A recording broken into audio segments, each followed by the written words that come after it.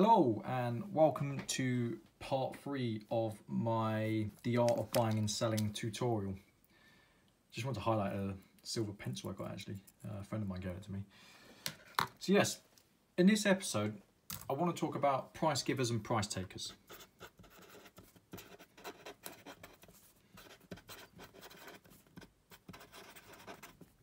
Now this is very important, very important. And I'll explain why. So you've got your Weber connections plus the price spectrum. Now the price spectrum simply tells you where you should be at on any given day. It says that, or what it means essentially is that if you buy from a range of sellers or you sell to a range of buyers, there's always going to be a difference in price. There's no one true price for anything. Now the reason that being a price giver versus a price taker is fundamentally important if you want to make money buying and selling coin or bars, depending on your affliction, is because if you do your research, you will understand if you're a price giver or a price taker. Now, let me explain. A price giver is someone who has power in negotiation.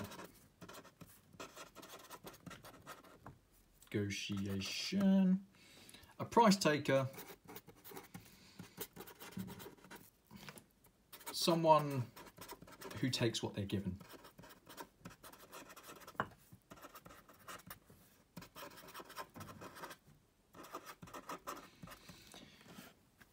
Now your Weber connections is important because it will give you more sway as a price giver. So the more you do business with someone, the more likely they are to negotiate. The more you build up trust, the more likely they are to send you deals, and the more you do as you say, the more they will come to you as a person. So for example, let's go back to the first video and cheap gold guy. So cheap gold guy. So this is when I met him. I could get gold for spot +3. Now, cheap gold guy is part of a family-based unit in a back end of Europe. And I said to him, I was like, can I get any more? And he was like, well, no. I was like, I don't know you, I'm not doing business with you. You pay the price that we set, and if you don't like it, then, well, you can buy from somewhere else. That should be plus post, by the way. I was like, oh, okay. But he kept coming up with stock. And it's like, okay, well, this guy clearly has something I want, and I can do a lot of business with him. And I know there's a lot of stock that he has that people on the groups that I sell on will like. So we did a bit of business and we developed a bit of trust. So a small bit of trust, small trust. And I said to him, Carl, what's your best way? I know I'm not a big buyer. I know that I spend a small amount with you in the grand scheme of things. I know you're a very big seller in your country, which I will never tell you. What's the best you can do? What's your Sean price? We laughed about it, and he's like, okay, I'll buy it. 2%. We do a lot of business. So I've gone from price taker, so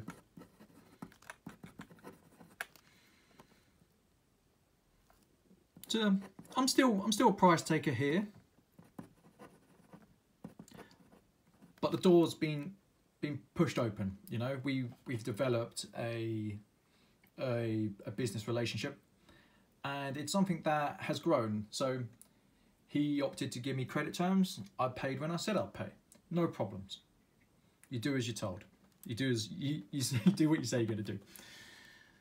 So we built some more trust. We're actually quite good friends now, so sometimes I'll message him on WhatsApp saying, hey, how's your day? You know, like, we joke around. I sold him some North Korean coins, and yeah, they never sold, and I'm going to send him one as a gift, as a joke, you know. So you build a friendship. Now this isn't, I didn't build a friendship to get better prices, it's far from it. We actually have things in common and he's actually a really nice guy. So I then go back to the table and I say, I've spent a fair amount with you already. I've bought a load of stuff that you couldn't sell. For example, I bought a load of these in before I bought these in England. So what's your best rate you can do? And he's like, let me talk to my dad. I'll see what I can do. I was like, oh, go on. I put a lot of business away. I've got more sway in negotiation now. So this is time frame. So inception to now. He's like, my dad says you can have it for spot +1. So I said to him, I was like, okay, at spot +1, I will buy, or I'll try to buy maybe 20 a month. Okay, he's happy with that.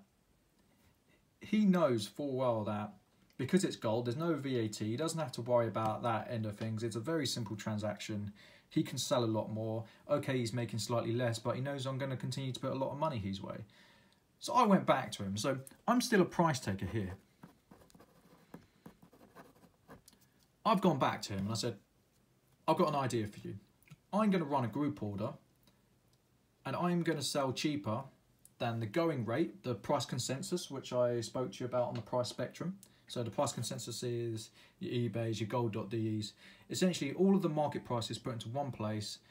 The average price, can I beat it? He's like, I'm listening, what do you want? I was like, I want it for spot plus 0.5%. And this is the kicker. This is how you go from being a price taker to a price giver. And this comes down to how good you are at negotiating. I said to him, I was like, I want it for spot plus 0.5%. And in return, I'm going to buy 50 off you a month. Or I'm going to buy 10 grand in gold a month off you. Negotiation. Did I get what I wanted? Yes, I did. So I've gone from price taker all the way till we built up that relationship. I'm now a price giver. In no given scenario should I be able to be a price giver to this guy. His business is a monster. But I know full well that I've got something he wants. He wants to sell a lot of stock. He knows that I can do it consistently. So he's prepared to give me the price break on it, knowing full well that I will honour the agreement, and if I don't, I will make it up in other ways. So I've gone from having to accept a price, to building a relationship, to building up trust, to negotiating, and to finally, so it becomes a trade in power, because I didn't dictate terms, but I gave him something that he couldn't refuse. Now, I know full well that most businesses run on credit. And if you turn around to a business that runs on credit, the chances are you will be a price giver. And the reason being, because if you can guarantee cash flow to that business and they can still turn a profit, they will not have a problem with it. So that's how you become a price giver. Now, price takers. Now, this is completely different. So for price takers, you will probably be a price taker on bullion, preferably silver. You can do it, you can get small concessions, but the truth is, with the gold, I've literally made a saving of 2.5%, and the only way I could do that is by negotiate on everyone else's behalf. With silver, it's a case of you pay your money, you take your chance. You're not gonna get much concession. You can go to the Germans, Belgians, it doesn't matter. You can put 50k on the table, it doesn't matter. So I've put in orders of £20,000, and I've turned around and said, hey, I want to negotiate, and they're like, nope. I'm a price taker. So there's not a lot you can do. These are the big bullion companies. Now, I've also taken it a bit further. Big bullion.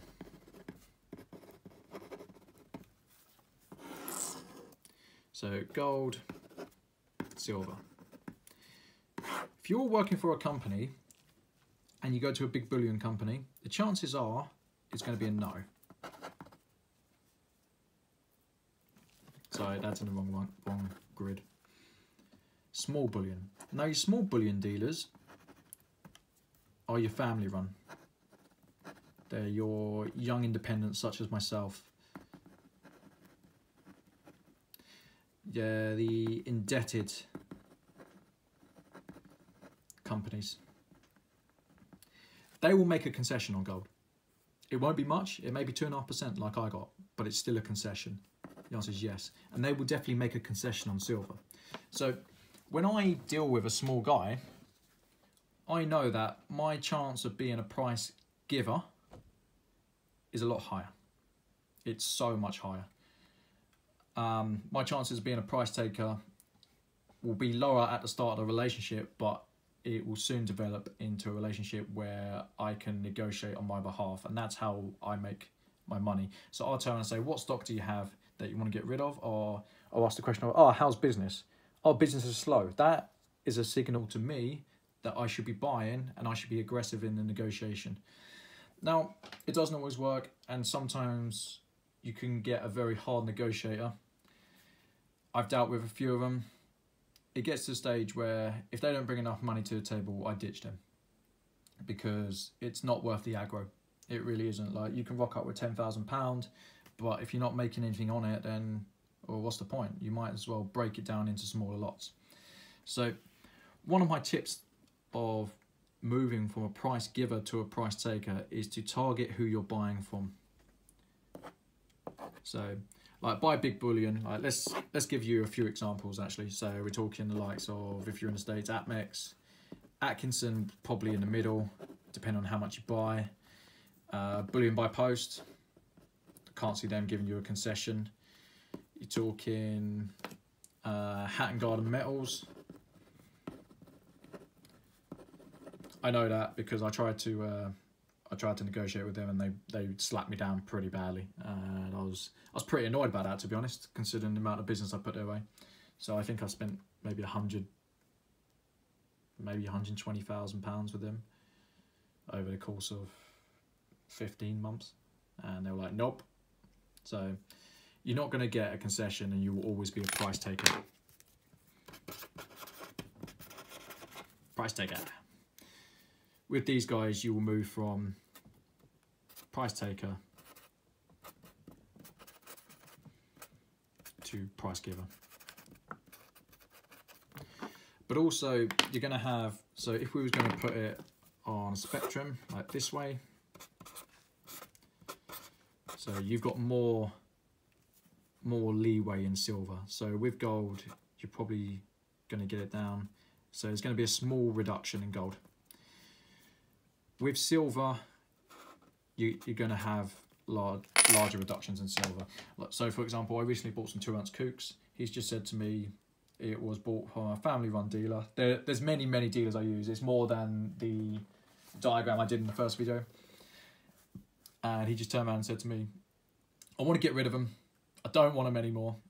What's your best price? So we haggled out a deal, and I said, I want them for X amount. He's like, no, I want more. I said, well, I don't really need them. I'm not sure I can sell them.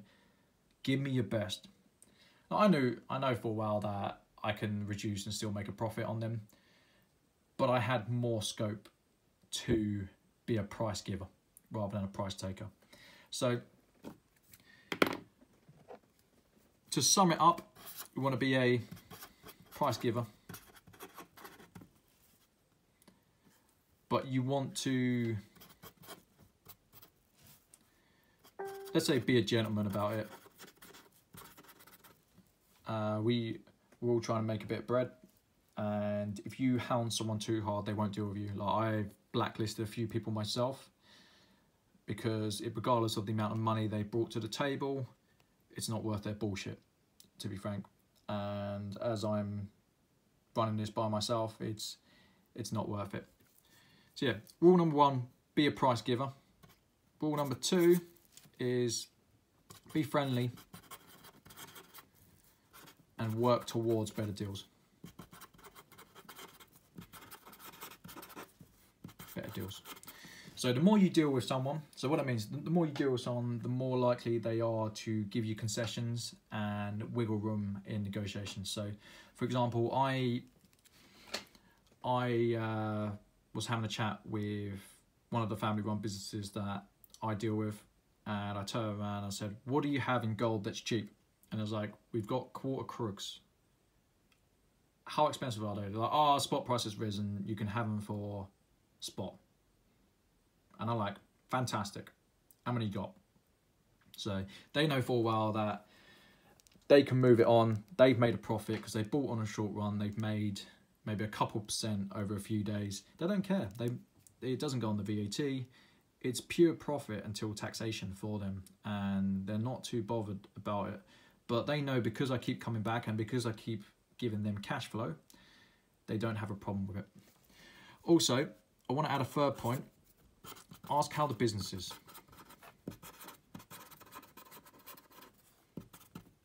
And the reason I say this is, if someone's struggling, you can always, I'm not going to say lowball, I don't think lowball's fair, but you can always say, okay, I'll take off your hands, but I need to buy it for X. And they can say yes or no, or let's trade, you know. But sometimes you can both have a favour by doing that. So this is episode 3 of The Art of Buying and Selling. I hope you've enjoyed it. Please like and subscribe. I hope you've taken the necessary information out from it. I've still got maybe another 2 or 3 episodes to go on this mini series. It's a bit of a long-winded one, but I hope it helps people out. So like, subscribe, take care.